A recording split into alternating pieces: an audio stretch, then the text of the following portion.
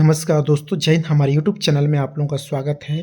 और दोस्तों, आज प्राथमिक शिक्षक चयन परीक्षा 2025 के बारे में बात करने वाले हैं, जिसकी जो स्पष्टीकरण आया था 7.7 कंडिका का, उसके बारे में कुछ कमेंट्स भी थे अभ्यर्थियों के। तो मैं कहा चलिए उस पर वीडियो बना देते हैं।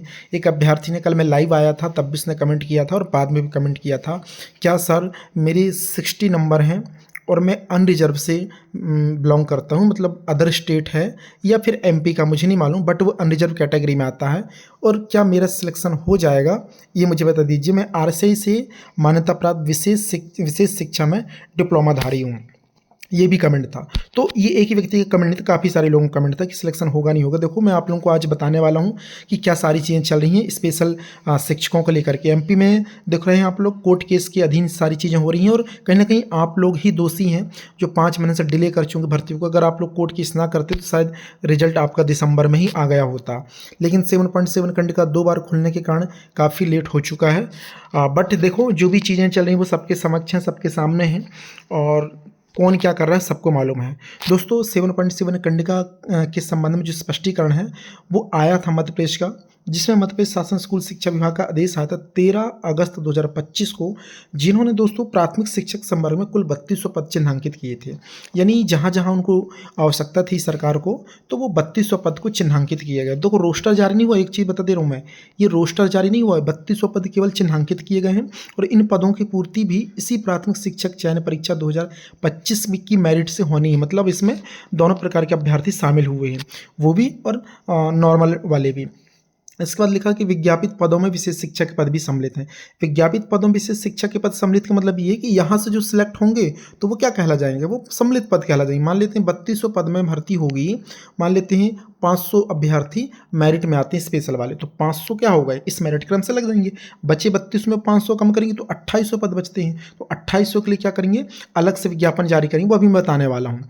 इसके अलावा उन्होंने कहा कि आरसीआई से मान्यता प्राप्त जो अभ्यर्थी डिप्लोमाधारी उनको जो है चयन परीक्षा में उनके प्राप्त अंक का 5% बोनस अंक मिलेगा।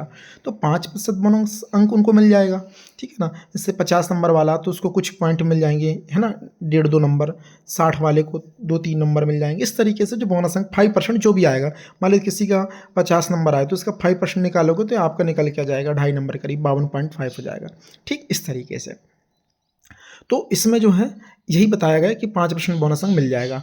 मेरिट में चयन होगा, विशेष शिक्षक के पद पर पदस्थ किया कर दिया जाएगा। अगर विशेष शिक्षकों के पदों की पूर्ति नहीं हो पाती, मान लेते हैं इस विज्ञापन से जो 3200 लोग सेलेक्ट नहीं होते हैं इस मेरिट लिस्ट में, तो उनके लिए पृथक से जो 3200 पदों में माइनस कर देंगे। मान लेते हैं 500 अभ्यर्थी लगे तो 2800 पदों के लिए पृथक से विज्ञापन जारी करके उनकी भर्ती की जाएगी। अब भर्ती 2 तरीके से की जाएगी, प्रथम और द्वितीय। यहाँ पे 2 चीज़ें दी गई है। प्रथम चीज़ तो ये है कि इसी मेरिट क्रम से सिलेक्शन होना है, ठीक है, और उन्हें स्पेशल एजुकेटर के रूप में पदस्थ किया जाएगा।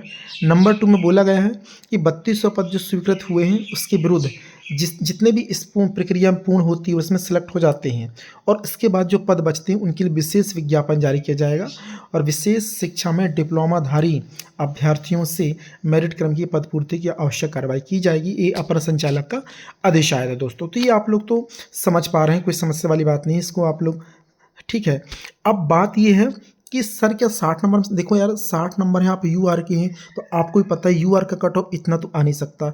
भले आप स्पेशल एजुकेटर डिग्री रखे बैठे हैं, स्पेशल एजुकेटर बहुत भारी चीज़ नहीं है, नॉर्मल सी बात है। जैसे नॉर्मल डीएड होता है वैसे आप दिव्यांग बच्चों को पढ़ाने के लिए अलग आपकी ट्रेनिंग होती है, बस अंतर इतना, डीएड तो वो भी है, डीएड वो भी है, तो इतना वो अंतर नहीं है, ठीक है। तो 60 नंबर लाते हैं तो आपका सिलेक्शन नहीं हो सकता, भले ही आप स्पेशल एजुकेटर क्यों ना हो। और अगर देखो 60 नंबर लाने के बाद आपको इसका 5% मिलेगा तो ज़्यादा से ज़्यादा आपका नंबर कितने बढ़ेंगे, 63 नंबर आएंगे, ठीक है। 63 तक यूआर कट ऑफ आना नहीं है तो आपका सिलेक्शन होना ही है। तो सर फिर हमारा सिलेक्शन, जी आपका सिलेक्शन होगा, पहली काउंसलिंग में आपका सिलेक्शन नहीं होगा, लेकिन सेकंड काउंसलिंग जब होगी ना, जिसमें केवल और केवल विशेष शिक्षा डिप्लोमाधारियों की से ही काउंसलिंग कराई जाएगी, जो 3200 पद रहेंगे ना, 3200 पद, उसमें से जितने अभी पहली लिस्ट में सेलेक्ट हो जाएंगे उसके जितने बचेंगे उनकी सेकंड काउंसलिंग कराई जाएगी। वहाँ आपके पूरे चांस है, आप वहाँ के मेरिट रहेंगे, मेरिट में टॉपर बनेंगे अगर आपके नंबर हैं तो। ये कहानी होने वाली है। तो कोई कहता है सर 60 नंबर, 63 नंबर, मेरे 65 नंबर है, मैं अदर स्टेट से हूँ या एमपी से हूँ, अनरिजर्व का हूँ, तो देखो भाई आपको कट ऑफ पे आना पड़ेगा। रहा सवाल, मान लेते हो कोई एसटी का कैंडिडेट है, तो एसटी के तो बहुत ही कम स्पेशल एजुकेटर हैं भी, अगर वो 40 लाए हैं तो वो हो जाएगा, क्योंकि वो उनकी कट ऑफ में आराम से आ जाएंगे। मान लो एससी वाले हैं, एससी वाले कट ऑफ अगर वो 60 के लगभग आसपास हैं तो वो एससी कट ऑफ में आ जाएंगे। कोई ओबीसी वाला 60-63 तो हो जाएगा। यूआर वाला जो है ना लगभग 70 के आसपास, मतलब 70 प्लस ये है, तो फिर जाकर वो वहाँ पे सेलेक्ट हो जाएगा। तो ये आप लोग थोड़ा सा देखेंगे। अब एक और मुद्दे पे बात कर रहा हूँ। अभी जो 7.7 कंडिका खुल चुकी है, इसके लिए 2 बार तक, एक दिसंबर में और दूसरा फरवरी में, ठीक है ना, 2 बार कंडिका खुल चुकी है। इसमें से जो 7.7 कंडिका में गलती हुई वो सभी लोगों ने सुधार कर लिया। अब कुछ लोग कहने CRR अपलोड कराई, देखो इसका कोई सेंस नहीं, CRR नंबर या CR सर्टिफिकेट का इसका कोई सेंस नहीं भाई। ये तो वेरिफिकेशन मांगा जाएगा। सबसे पहले डिक्लेरेशन जो होता है ना, आप अलग क्यों हैं नॉर्मल रीडर से, ये 7.7 कंडिका ही बताती है कि RCI से मान्यता प्राप्त विशेष शिक्षा में डिप्लोमाधारी, यही तो सबसे बड़ा सबूत है। आपको प्रत्यक्ष को प्रमाण की आवश्यकता नहीं पड़ती, ये चीज़ आपने भी पढ़ा है। तो यही सबसे बड़ी चीज़ है ना कि आप यहीं से अलग हो गए। आप ज़बरदस्ती क्यों पढ़ें कि CRR अपलोड कराइए? भाई CRR अपलोड कराओगे तो भी 60 नंबर में सिलेक्शन नहीं होना, हन रिजर्व में, ठीक, कैटेगरी में सिलेक्शन हो जाएगा। आप जब तक 70 प्लस नंबर नहीं होंगे, जब तक आपका सिलेक्शन नहीं हो, चाहे तुम CRR अपलोड कर दो, चाहे पूरा तुम 12वीं 10वीं की मार्कशीट अपलोड कर दो। भाई ये गवर्नमेंट की वो है ना पॉलिसी है। गवर्नमेंट को अगर लगता है कि हमको 12th की मार्कशीट अपलोड कराना तो कराएगी, लेकिन हमारे बोलने से कराई ऐसा तो नहीं हो सकता ना। और सारी सुप्रीम कोर्ट के गाइडलाइन के अनुसार भर्ती हो रही है। कुछ कोर्ट केस वगैरह लगाए गए थे जिसमें अभी जजमेंट, हालांकि जजमेंट कुछ भी ऐसा स्पेशली नहीं आया है। तो थोड़ा सा आप लोग जो है दिमाग का प्रयोग करें। आपकी सीट सुरक्षित है 3200।